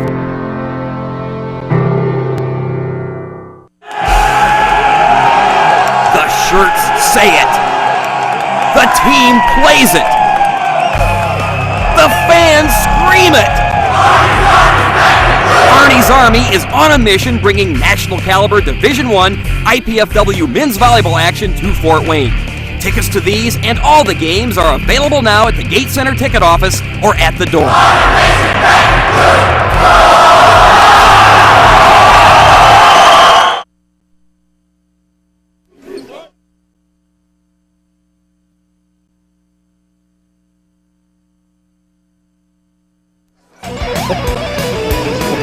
Welcome back inside the Coliseum. The second half getting ready to start here between IPFW and Western Illinois. Tommy Schegler along with Mike Mastodons with a 14-point lead as we begin this second half. And we talked about the fact that Jerron Burrows did not play that much, and we had him down as only one personal foul, so we had a hard time figuring out why he only played 3 minutes as he goes to the hoop right here and is fouled. Turns out that a foul that was originally called on David Carson was then credited to Burrows, so he picked up 2 fouls in the first 3 minutes. And that was something that we were not made aware of, and so it made a lot more sense now when you look at the fact that he sat for the last 17 minutes of the first. Really does. Of course, you drew the foul. Jarek Owens-Murray now with 3 personals, and Jerron Burrows, known as Keno, at the line. And his first one, no good. And you got to think, I mean, being able to build a 14-point lead without having Keno in the game for the better part of the entire first half bodes well for the second half here for IPFW, but he clangs both of the free throw attempts. You've talked, Tommy, about how the first 5 minutes are so important, as well as the last 5 minutes, and let's see what happens here. I mean, there was a stretch in this program, I'd say, about 2 years ago, where it seemed like each ends of halftime were just brutal. And now they've gone through a stretch where the end of each half has been somewhat of a struggle. But as of late, I really feel like they've started to turn that tide. Nurse, a lot of rotation on that 3 attempt, but can't get it to go. But a foul down low called on... I think it's on Burrows. I think it's going to go on Burrows, too. 34, that is Mr. Burrows, his third. He just cannot get into this game and get into the flow. And contesting a shot right there, did it well because he altered the shot. It went off the side of the backboard, but Du Bois ends back up with it. Fight for it down low. Dons come away, and quick foul called down low on Du Bois as a little overzealous and trying to get his miss. His second foul. Tommy, I know Dane Fife's strategy at the start of the second half in almost every game this year is to work the ball inside if they can and then see what happens on the outside. Here is Botts cutting to the hole. Runner won't go. Follow by Burrows. Also, he tried to follow up dunk but kind of came up with error as he went to grab it. And so goes out of bounds back over to the Leathernecks. Botts had a step on that one but couldn't hit on the runner. Here's Nurse. Coming off the screen is Gonzalez. He barely was able to even come up with rim on that shot attempt. Blackmeyer right around Du Bois. Baseline J for Burrows, no. looking like the start of the first half. Here's Jackson into the lane. No problem. Runner won't go. Tip in is up and good by Jackson as he stuck with it. So now a 12-point game. Those are the first points by either squad here in the second half. And Demetrius Johnson will check in for the Dons the next dead ball. And foul. I'm not sure. I think it's on Gonzalez. His Bots was driving to the basket. No, they ended up calling Nurse for it. Wow. Could have gotten either one, really, but Burrow's going to take a seat, and Demetrius checks into the ball game. I think Coach Fife may be realizing Plackmeyer into the lane. Off glass with the right hand. Nice kind of slicing drive by Zach Plackmeyer, but it might be in a situation where one of his big guns, Burrows, just will never quite get into this game tonight. Jarek Owens-Murray down low, and fight for it. Going to go off the Dons and stay with the Leathernecks off the Owens-Murray miss. Yeah, everybody can have an off night, and I know it's been frustrating for Jerron Burrows because he's leading IPFW at 14.2 points a game. It's great when you see other guys step up, though. Yep. I mean, that's like a Jakari Johnson. Absolutely. And Du Bois misses on the bunny, gets his own board, muscles the putback attempt up and in off the window. He's got 9 points now. And here's Demetrius kicking. Now Demetrius down low. Working. Looking to dish, does so to Carson. Carson now backing down the defender, and foul going to be called down low. Murray is going to get his 4th foul on the flop. He tried to flop there and then ended up getting called for the foul. No, Du Bois tried to help double team against Carson, but didn't work. Plackmeyer going to take a seat. Chris Perkins is back on the floor. Owens-Murray takes a seat with the 4 fouls, and Delron Johnson back in the game, and action coming right at us, and no foul called. And the crowd, along with just about everybody else in the building here on Breath Lane, not really agreeing with that call whatsoever. It's a good thing our audience can't hear all the comments in the crowd tonight. Here's Perkins and gives off to Demetrius. I just love the game of Demetrius Johnson. I think they're so much of a better basketball team as Bots knocks in the 3 on in the corner. But now Demetrius Johnson has the only triple-double in the Summit League this season. They're just a more efficient and just a better basketball team with much more energy when he is on the floor. Nice drive put in that time. The Leathernecks trying to counter back. David Jackson now with 15 points. Carson coming open, down low. He can't give it to him that deep. He's going to put it in every time. Came off a nice weak side screen on the other block and came open wide in the middle of the lane. And Du Bois forgotten about down low. Demetrius trying to get the block from behind, but ends up with the foul. Well, that's 3 on Meach. And that's the downside, Tommy. Demetrius Johnson, you're right. He's a senior. He's a transfer from Kent State. He's had knee problems while he was at both Kent State and here at IPFW. But, boy, when he is healthy, I know nationally, I believe he was 30th or 31st in the country in assists. Just under 6 a game. Du Bois knocks in the first free throw as the little point guard Washington checks back into the ball game.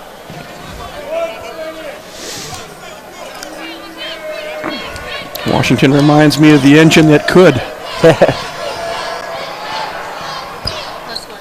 And Du Bois connects on both free throws, cutting the lead down to 13 here There's 5 minutes. Going pretty well for the Dons. Perkins got a step and a beautiful adjustment in the air by the guard, Chris Perkins. He's got 8 points, and he, like Jakari Johnson, a slasher and a cutter. Jackson with the ball, top of the circle, gets into the lane and charge. Out of control going into the lane. The senior DeWitt Scott picks up the charge.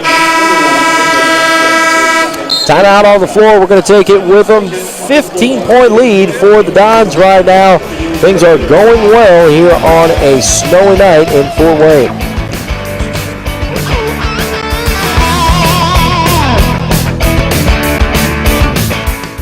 Mom, Dad, you know we love kids, and I've made a decision that will totally change my life. Cameron's too. It's a huge responsibility, leading someone into, who knows, communication or science or math. That's what life's all about, right? Learning so you can pass on knowledge to younger minds. Dad, Mom, I want to be a teacher.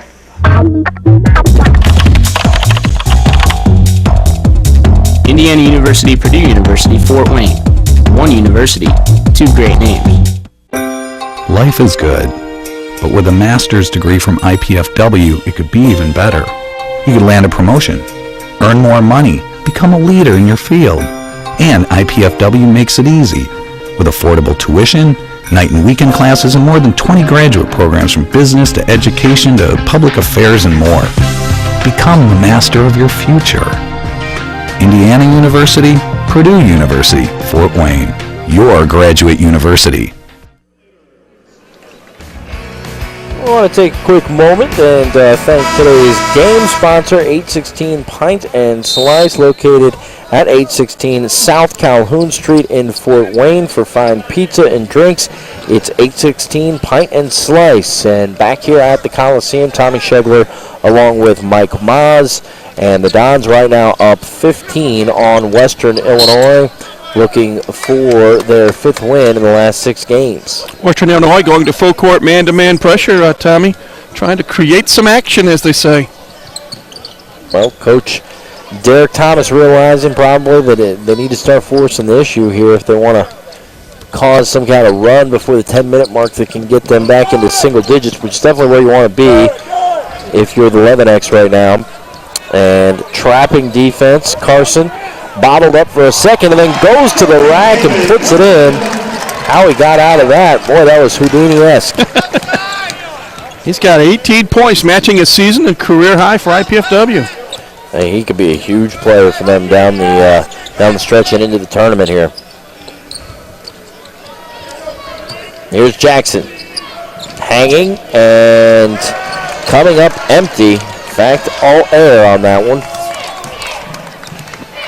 DeWitt Scott's 3rd rebound of the night. Here's Demetrius. Wide open Perkins. And the line drive 2 goes in for Perkins. That was a great play there by Chris Perkins. Realizes he's not the greatest of 3-point shooters. And, takes the step in. He's got plenty of room. Finds the open spot and drains the shot that he knows he can make. We're going to be back 55-36 when we return. The shirts say it. The team plays it. The fans scream it. Arnie's Army is on a mission bringing national caliber Division I IPFW men's volleyball action to Fort Wayne. Tickets to these and all the games are available now at the Gate Center ticket office or at the door.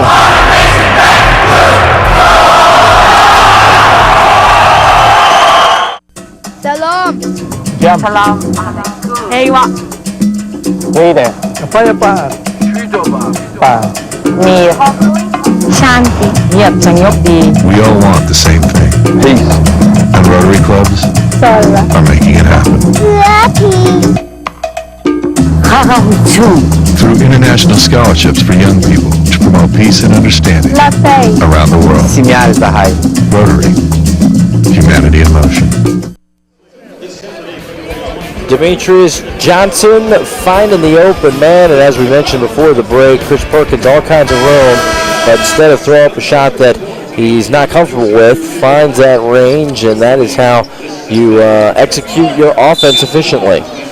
Now, Demetrius Johnson came into this game with 111 assists, and he's added a few more tonight. 55-36. And the Dons come away with a steal out of the timeout. It's the 10th turnover on Western Illinois. Looking to expand on the biggest lead of the ball game. Here's Michi. Du Bois not able to hang with him. Carson wide open on the other side. And Delron Johnson coming down again with the hammer. Really a hard foul on Carson. It's Johnson's third, team sixth here in the second half, and we still got almost 14 minutes to play.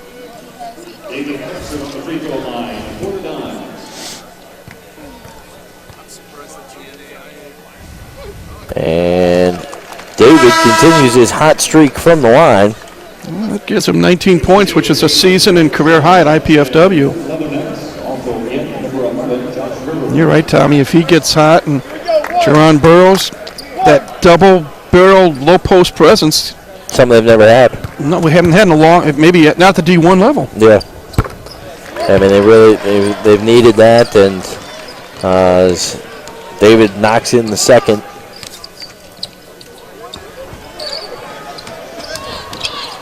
DeMoss spinning into the lane, drawing the foul on the drive. DeWitt Scott going to get called for the personal. His second.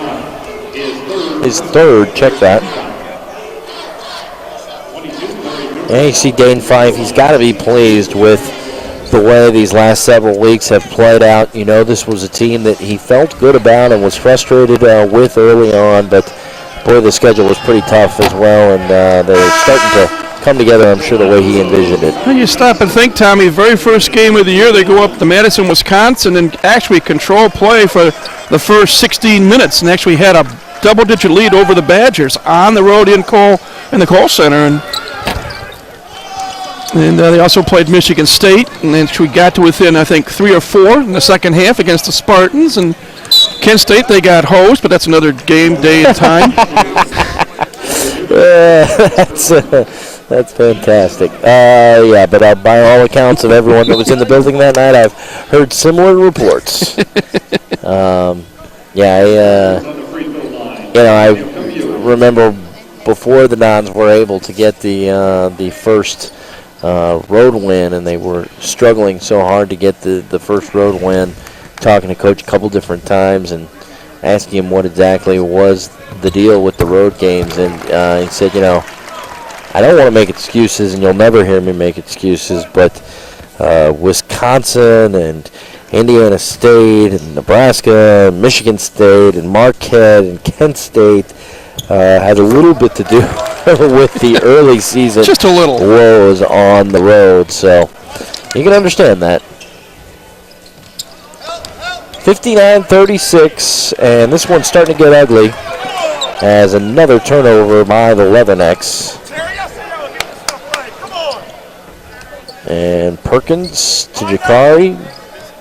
Dots can really afford to kind of take their time, get a good shot, be methodical here. And Burroughs going to get called for the walk. That has been called so many times this year. Rather than call the foul, they call the turnover. Back the other way. Washington continues to have success driving to the hole, and he gets Burroughs to pick up his fourth foul, and man, Burroughs can just not buy a break tonight. Yeah, it's better that Keno struggles tonight, and if the Dons can hang on to this lead, and then hopefully Jerron will have a great senior day Saturday against IUPUI. Absolutely. And we talked at the top of the broadcast the importance of kind of keeping the existing momentum going as we head into that all-important game on Saturday, senior day, and your last home game, and against one of the top teams in the league. And Washington knocks in the second one there, but if they can continue this pace that they're at right now, I'm sure that momentum will be, and that confidence will be very high going into Saturday. Nick Luttrell's on the floor now for IPFW. He came in for Burrows, and man, David Carson taking on 3 players in the lane and is able to get the baby hook to go. The boys to Washington, 3 rattles home. Check that. That is not Washington. Actually, Josh Rivers into the ball game for the first time tonight. Solve a little short guard, and I just said, okay, that's got to be Washington. And foul called down here. Another. Dumas picks up his 3rd. This has been a frustrating night for Western. That is an understatement because Leathernecks are 7-8 in conference play coming in. Trying to get back to the 500 mark. First one good for Perkins. He's 3 for 3 at the line tonight.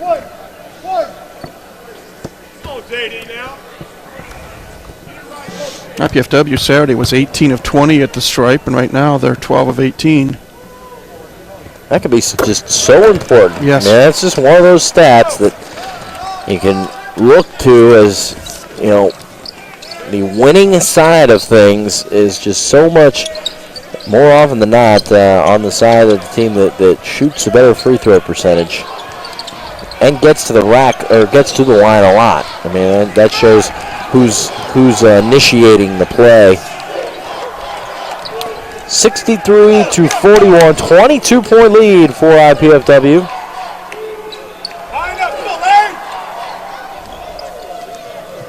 Here's Luttrell, double teamed.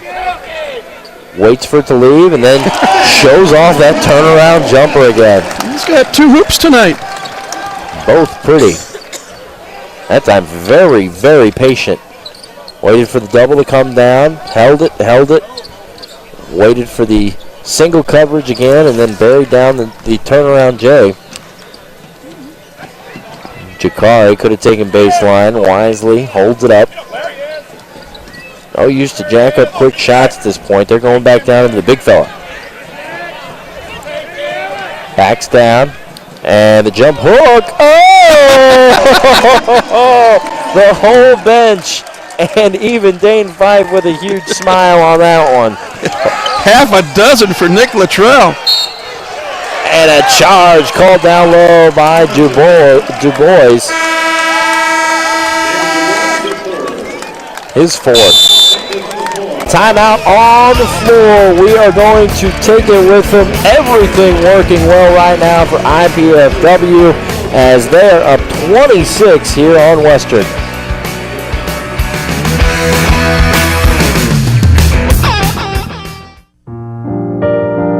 Living with diabetes is the pits. When I wake up, the first thing I have to do is check my blood sugar. I just want to feel like all the other kids without pricking my fingers or injecting myself with insulin. Diabetes is rough on my whole family. When I was diagnosed, my mom couldn't stop crying. But imagine a cure. Right now, as many as 3 million children and adults are living with type 1 diabetes. They will never outgrow it. Some will face complications like kidney failure, blindness, and heart disease. That's why the science the Juvenile Diabetes Research Foundation is supporting is so critical. Imagine a cure.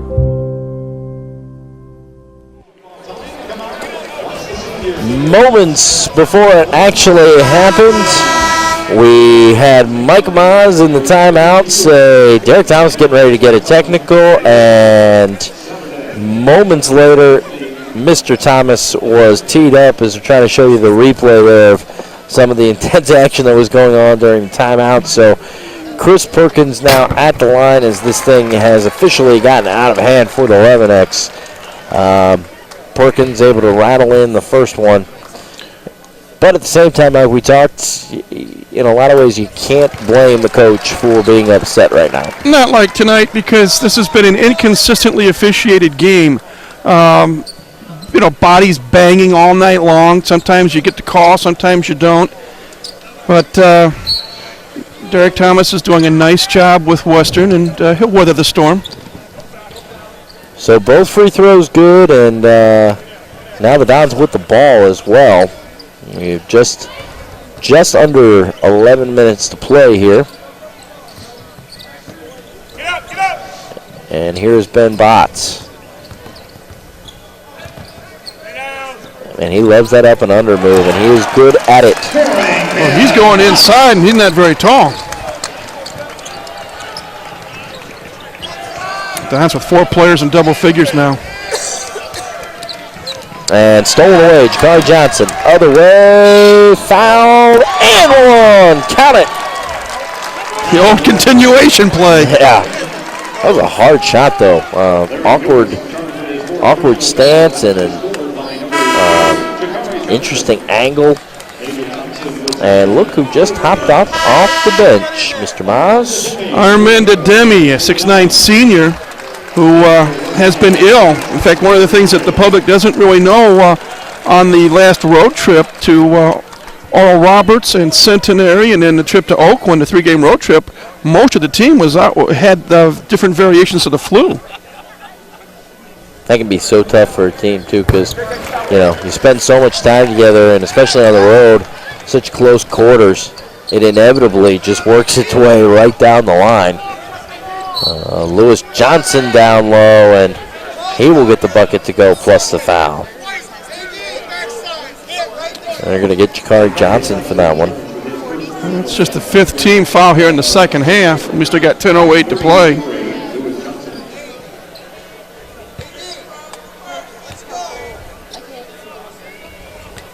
So here is the big fella at the line, Lewis Johnson,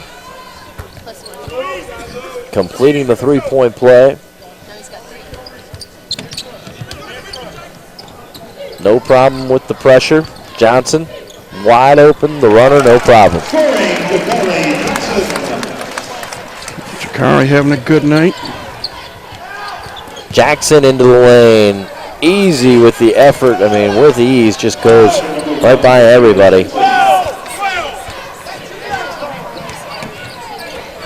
However, it's a 30-point game.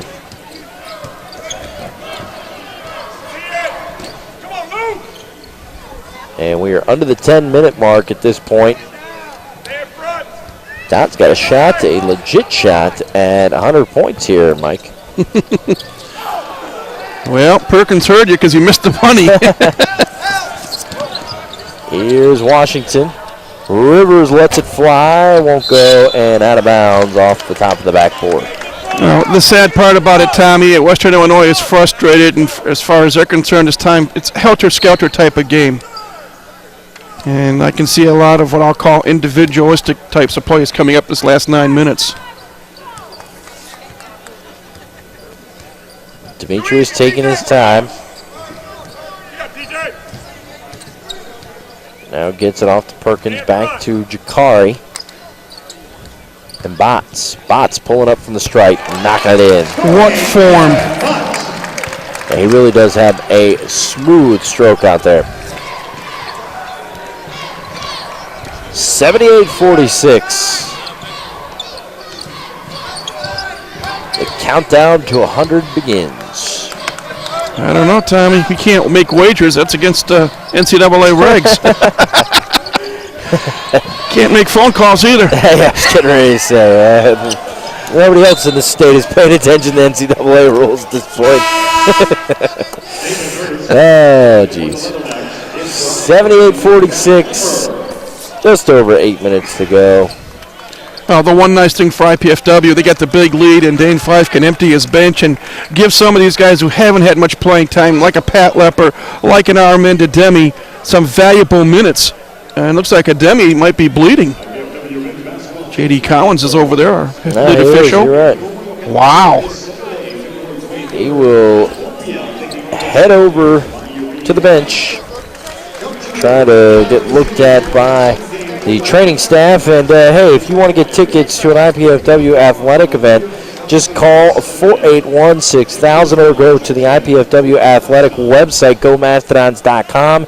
Basketball tickets are also available at the Coliseum box office.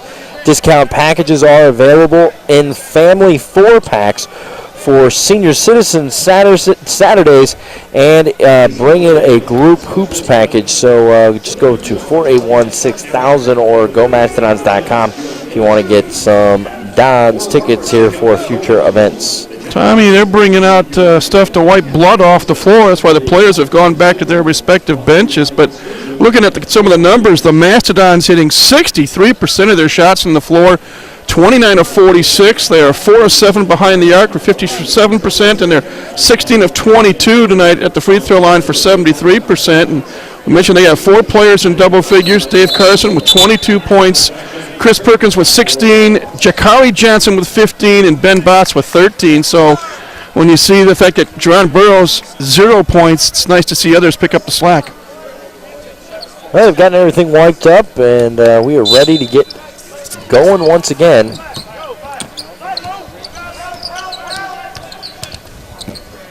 To the hole and fouled. Washington once again able to get to the rack. And continues to have a step on everybody out there, but really hasn't hurt the Dons that much tonight.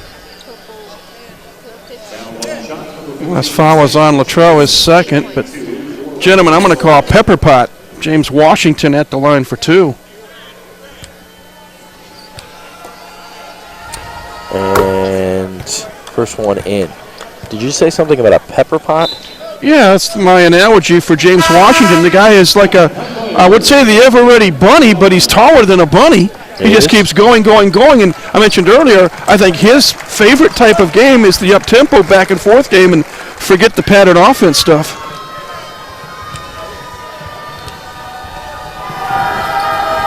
And second one is good. Mike, I love the analogy, my man. I like it. Don't tell my wife. She might think I know something. I don't think we're in any danger of that. 78-48 as we continue here from the Coliseum. And as you can tell, it's a 30-point game at this point. Some new faces out there. One of those guys with the ball right now gives off to Plackmeyer. Latrell gets it back now. He has had a couple really nice minutes off the bench here tonight. And Lepper, 5 on the shot clock. Can't get it to go on the drive. Fight for the rebound. And Lepper tracks it down. And again, bodies banging and no call. And the frustration builds for Derek Thomas. Demetrius going to try to calm things down out here near the Mastodon logo here at center court. Now brings it over. Quarters court. Near sideline for us, far sideline for those of you at home. 8 seconds, stay down, DJ. 4 on the shot clock. Nice pass. Latrell's got to get it up. Can't get it to go. But he draws the foul right before the buzzer. So all that work, and the Leathernecks end up with a foul. So Latrell will be on his way to the charity stripe when we come back from this break. We'll be back with more Dons Hoops action after this.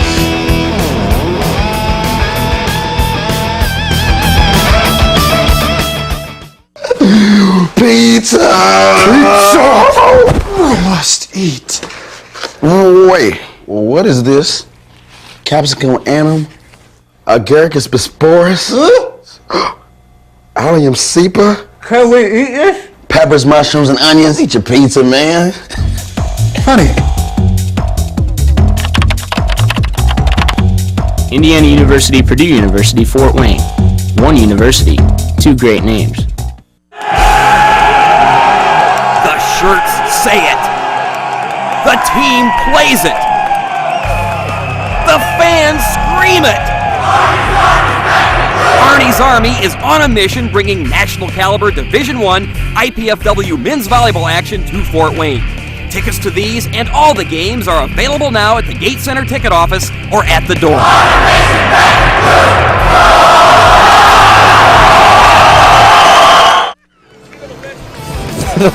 Latest Mastodon scores and stats are available on the World Wide Web at gomastodons.com. Check up with your teams, the players, the coaches. I mean, they got everything on this thing. I go on every day. You can also get tickets at the official Mastodon Athletics website. That is gomastodons.com. Got to get there.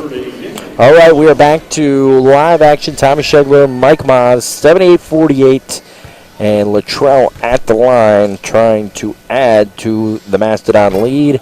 And the first one is very short. A little ugly on the first attempt from the freshman. You know, Nick was a 63% free throw shooter coming in. And he's not going to improve on that anytime soon with shots like that. But nonetheless, here come the Dons back the other way. I should say the Leathernex. Nurse the three. Boy, he has been ice cold, and we just we haven't heard anything from him tonight, really. Well, David Nurse, as we mentioned, he's a pure shooter. He's a 41% from behind the arc and 77% at the line and averaging 9.5 points a game. And tonight he's got zip.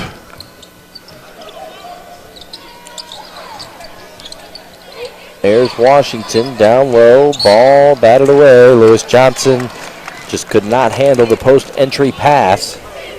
And it'll go back over to IPFW. It's 14 turnovers on Western Illinois, Tommy, and IPFW has just turned the ball over 6 times tonight. Getting to that time of year, Mike. Conference championships getting ready to start. March Madness just around the corner. Got a showdown this weekend between Memphis and Tennessee. What do you think's going to win that one? I'm going to go for Tennessee on the road. Okay. Is it on the road? It's at Memphis. Okay, Memphis has a 47-game home court winning streak. Talking about IPFW not turning the ball over much, and they've turned it over the last 2 times down the floor. Yeah, getting a little out of control. Coach Fife, not a huge fan of that. What I'm wondering, Tommy, is Bruce Pearl going to wear his all-orange outfit? Oh, he's got to go all orange for this thing. I mean, that guy's going to have orange undershirt on, for all you know. Careful. I went G. I went G. Foul there. Fans not liking it that much, but the boy's going to go to the line. Yeah, I think this could be an exciting month of March Madness coming up. Several solid teams out there this year. They really are. Kansas, UCLA, Duke, North Carolina, as always. I mean, there's some chance for a lot of teams to go toe-to-toe with each other and have some fun matchups. And there's another team 2 hours south of us, not too bad. The Butler Bulldogs, 24-2 and 14-2 in this Horizon League. Absolutely. You have to wonder what Eric Gordon and DJ White are going to be able to do with what appears, according to today's reports, maybe a continuation of a season without Kelvin Sampson on the bench the rest of the way. That could be rough. Chris Perkins, turnaround shot, and boy, it is raining in the Coliseum tonight. When you're hot, you're hot. 80-49, 5:35 to go. Dons need 20 points to get to 100. They have 5 minutes, 30 seconds to do it. We'll see. Going to call timeout and talk to Dane down at the other end of the floor? Well, at this point, this is the only entertaining thing going on left in what is going to be the outcome of this game, what the margin is going to be, because it is well in hand by the Dons with the 31-point lead. And here's Lepper. I do like to see these guys be able to get some extra minutes on the floor, and that turnaround shot by Luttrell went to the well one too many times. It draws iron on that one. I like what I see from Luttrell, though. Is he a freshman? Yes, he's a freshman. Yeah, he could 6'8" freshman. He could have some things to work with for Coach Fife next year. Of course, they'll be losing Burrows. Ooh, and that one goes out of bounds off Perkins. Good play by Washington. It was a great play by Washington. Chris did not like it one bit. No. Now you talk about the seniors. There are 6 seniors going to play their final home game Saturday afternoon. See Jerron Burroughs back on the floor. Ademi. Latrell's going to get a nice applause. Ademi is all patched up and back on the floor. As you heard Mike say, DeWitt Scott's probably the headliner of those seniors, as Washington draws air. Maybe a pass to the boys if you asked him, but he can't hit on the shot either. Of course, Demetrius Johnson also going to play in his final game. Chris Perkins, another one, Jerron Burroughs, Ademi, and the list goes on and on. So it's a nice senior class that's graduating for the Dons.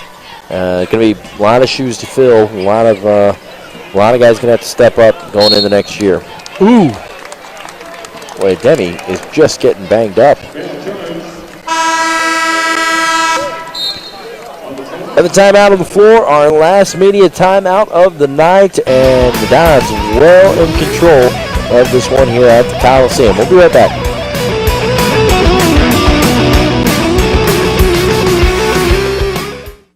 I guess I'm like most kids. I work hard, I go to class, and I want a degree that's going to mean something. I had offers from other universities, but I wanted the best out of my college choice. I wanted a great education and the campus life to go with it. Student housing, Division I sports, I found it all right here at IPFW. Hey, this is my university, my life, so it's got to feel right. I'm really glad I chose IPFW. I love it here. Go to the website. Indiana University, Purdue University, Fort Wayne, one university, two great names. Think spring. It's time for the 9th annual Easter basket collection for the children of the clients of SCAN. Stop child abuse and neglect. 10 area colleges are accepting donations of filled wrapped Easter baskets between February 18th to March 17th. Fill your container with unopened, prepackaged items and then wrap the entire basket. You can drop off your baskets at any area college or university and the alumni directors will deliver them to SCAN in time for the holiday. With your help, we'll make the Easter holiday a bit brighter for the children of SCAN. Back here in the Coliseum, and the Dons well in control of this one here tonight. And join Coach Arnie Ball on College Access Television for the Arnie Ball Show. Coach Ball and host Mark Frankie, I should say, bring us up to date with the IPFW volleyball throughout the season. Hear from the coaches and the players. Watch game footage and coach's perspective on the upcoming games. It's Thursday evenings at 7:30, Fridays at 6:30, Saturdays at noon. The Arnie Ball Show on Comcast Channel 5 and FiOS Channel 30. Okay, Armand Ademi. Guy's got a bandage around his head, something stuffed up his nose. He has been beaten and battered out there tonight. But he did make the first of his 2 free throws. And 3 on the way from Nurse, and he still cannot find the range. Dumas, weak side rebound, no. Gets the second rebound, and Latrell going to call for the foul down low. Yeah, I'll tell you, Latrell and Dumas banged and banged hard.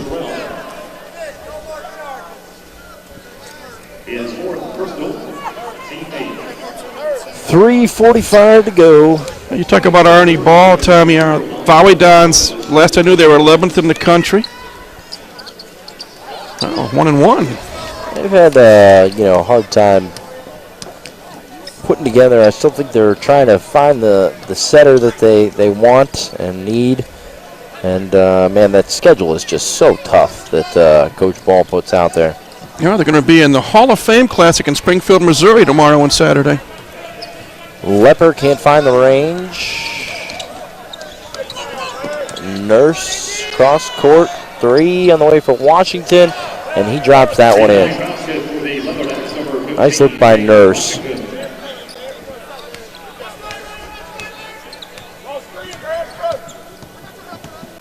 Three-minute mark here from the Coliseum.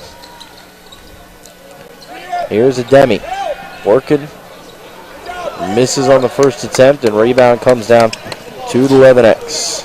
Don't think they're going to hit 100, Tommy. Maybe 90. Yeah, kind of a nice roll there, bounce, I should say, for Washington. Yeah, kind of put the brakes on the offensive output over the course of the last at least 4 minutes or so. Line drive jumper by Perkins, follows the shot, and then throws up the runner, gets it to go. And that gives him a season high of 20 points.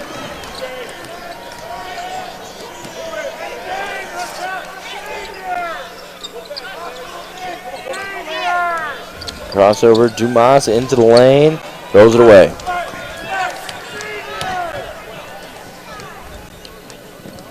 Perkins spinning all high off glass, can't get it to go. And Dumas throwing it down with the left hand.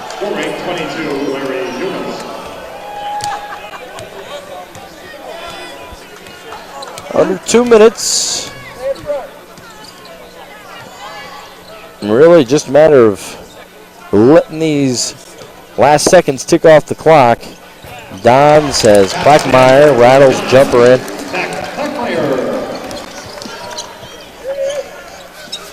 Don's going to improve to 9-6 in the Summit League. And 12-14 overall. And the 12 wins will tie the high for IPFW at the D1 level. Definitely within range of breaking that with 3 more games after this. They could rattle off the final 4. Could finish above 500. That's 3 triples in a row knocked down by James Washington. Padding the stats. He's got 19 points. Did you think going into this year that they had a chance, the Dons would have a chance in late February, going into March to be over 500? Truthfully, with 7 seniors, yes. Really, with the road schedule? Well, one of the rough road schedule. Let's see. It fouls on Luttrell, and he's fouled out.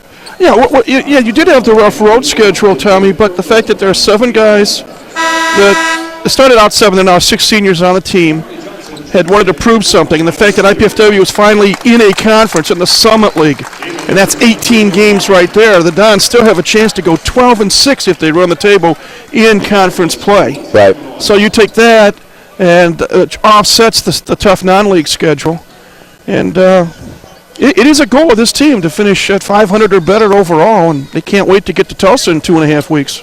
I definitely thought that they could beat the output of the win total, but I'm not sure if I thought that they would be over 500. And they still have a lot of work in front of them, obviously, with IUPUI coming in on Saturday, but and then 2 road games to wrap up the regular season. But just to have a chance to compete, they've done better and reacted better to playing in the league than I thought they would. I thought there would be a learning curve process that they would have to go through in order to be able to learn how to win in the league, and they've proven that these kids have been waiting to be in a league for quite some time and are just really thriving under the opportunity to compete for a title. Demi turns faces, misses the jumper, and this may be the last possession of the ball game. Washington scooping shot, mugged. Jakari Johnson just going to hold it up. He wanted to jam it, and Dane said no.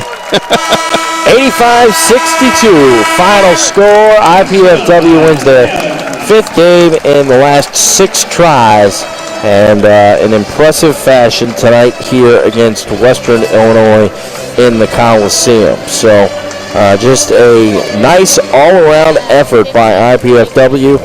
Get a number of great games by several different players. We will go through all of that on the post-game show. Hope to be joined by assistant coach Dan Beret along the way.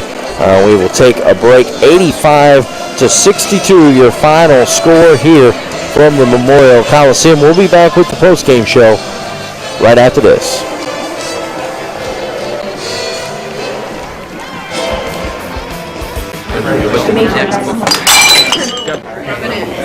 You know, if she continues to spill product at a rate of 3 per hour, unit cost, say 60 cents. Factor in breakage, downtime, lost sales, you're looking at $2,400 a month.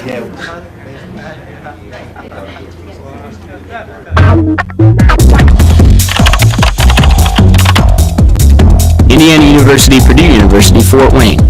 One university, 2 great names. The power's out, but you've planned ahead, and your food safety plan is on. You've stocked up on shelf-stable foods and a can opener in case you're in the dark for a while. You don't open the fridge, foods there will be safe for up to 4 hours if the door stays closed. You keep the freezer shut too, and you've kept it full. A full freezer will keep food frozen for about 2 days. A half-full freezer, about 1 day.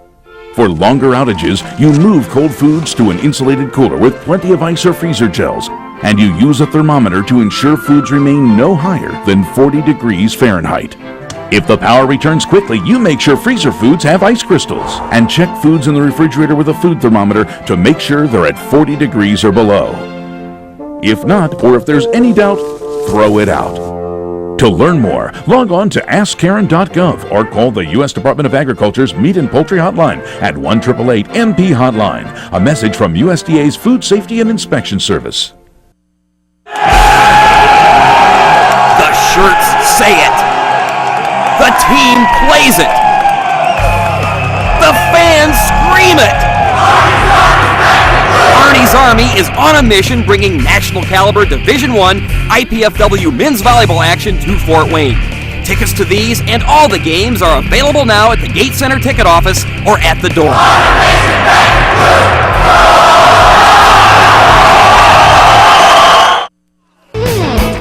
You see the final score, 85-62, IPFW with an all-around great effort here at the Coliseum against Western Illinois.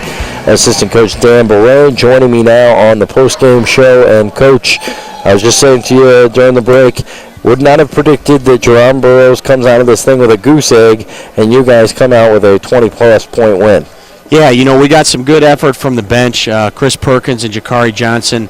And Demetrius really gave a good effort as well.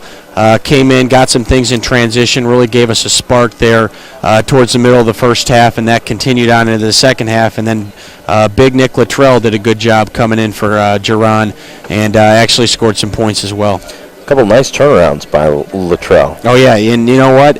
Everybody starts calling them Breakfast Club. Coach Fife's got this thing at 7 a.m. 3 days a week for anybody on the team that wants to come in and get a little extra work, and Big Nick's always in there working on that jump hook that he showed us tonight. Yeah, I saw the entire bench jump up and a big smile on Coach's face when he dropped that one in there.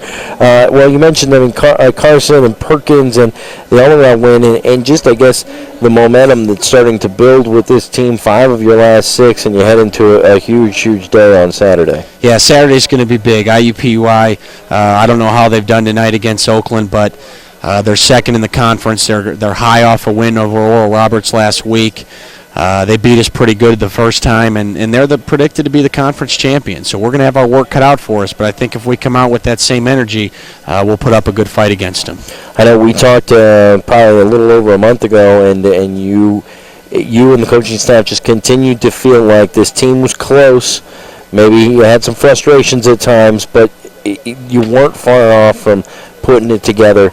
And it seems like that process is starting to happen, and these guys are really starting to develop and learn how to win, which is something that I know you guys have been trying to accomplish for a while. Yeah, I think so. I think we struggled there on the road. Some of those early conference games at South Dakota State was one we probably would have liked to get. This wasn't the same team that you saw tonight that we played in Macomb. We didn't give a very good effort out there, and that's one we would have liked. But we really have been playing well over the last month, with the exception of Oral Roberts.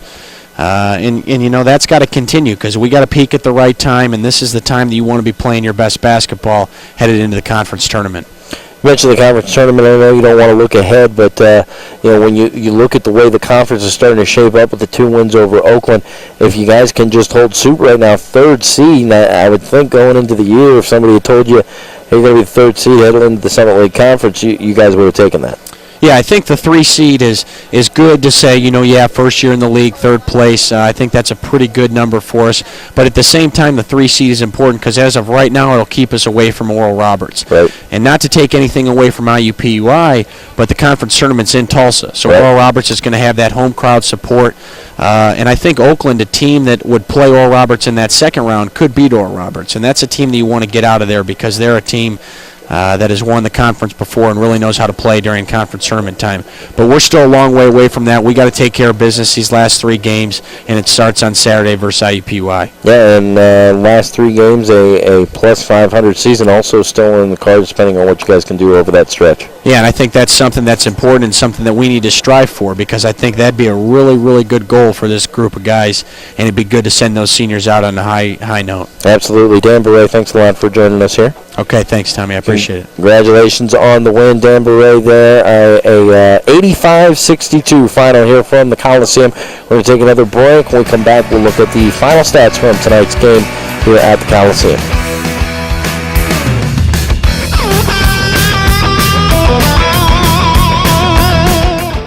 I've gone away to a college where the class size is small. I've gone away to a college with a beautiful campus. I've gone away to a college that cares about diversity. I've gone away to a college where I get to live in my own apartment instead of living in a dorm room. I've gone away to a college that really isn't that far away at all. I go to IPFW. IPFW. I go to IPFW. To find out more about college life at IPFW, go to our website.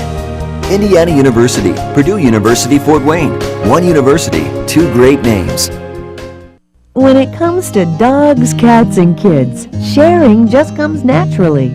They share their toys, their beds, even their favorite snacks. But pets and people can share other things as well, like disease. Zoonotic diseases are illnesses that can be transmitted from animals to humans, like leptospirosis, or diseases that affect both people and pets, like Lyme disease.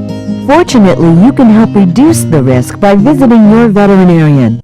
Your veterinarian can help protect against zoonotic disease and potentially harmful parasites. Most important, a wellness exam from your veterinarian twice a year can help detect, treat, or prevent health problems before they become serious. So share affection, not illness, and ask your veterinarian about zoonotic disease protection for all your loved ones. A message from the American Veterinary Medical Association and your local veterinarians. Pizza! I must eat. No way. What is this? Capsicum annum? Agaricus bisporus? Allium cepa? Can we eat this? Peppers, mushrooms, and onions. Eat your pizza, man. Honey. Indiana University, Purdue University, Fort Wayne. One university, two great names.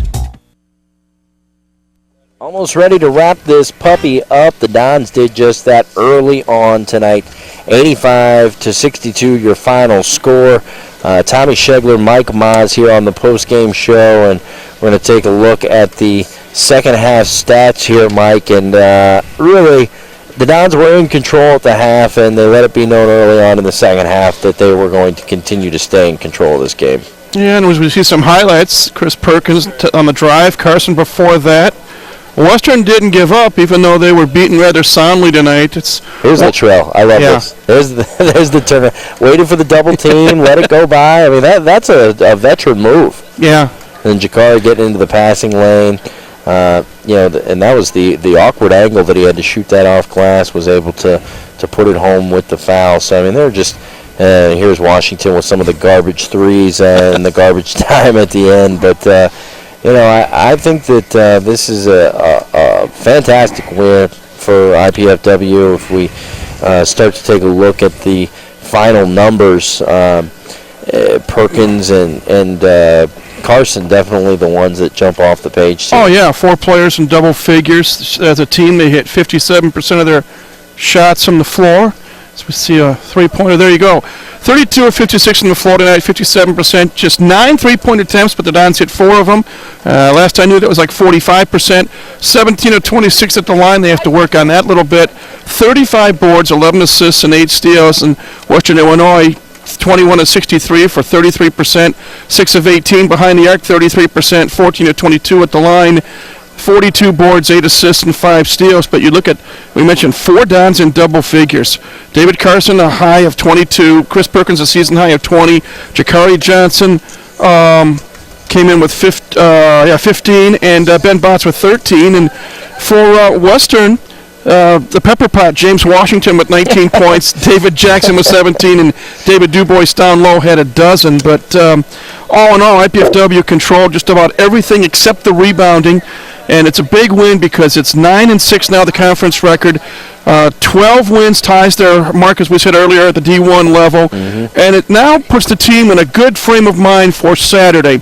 Senior day, 6 seniors. And if I can rattle them off real quick, DeWitt Scott, Jerron Burrows, Pat Lepper, Demetrius Johnson, Chris Perkins, and Armin Dedemi will make their final home appearance in an IPFW uniform IUPUI, a very, very good team. They're trailing ORU by just one game in the Summit League standings coming into this weekend. But it's payback time. Badon's got whipped down in Indianapolis on the 26th of January. So payback, senior day. We hope to get a big crowd here in the Coliseum and see if the Dons can salvage a split and finish the home record 11-2. All right, that is just about going to do it for us here at the Coliseum. By the way, that game can be seen on Saturday as well on this same station, MyTV Fort Wayne. And 85-62 your final for Mike Voss. I'm Tommy Shegler saying so long from the Coliseum.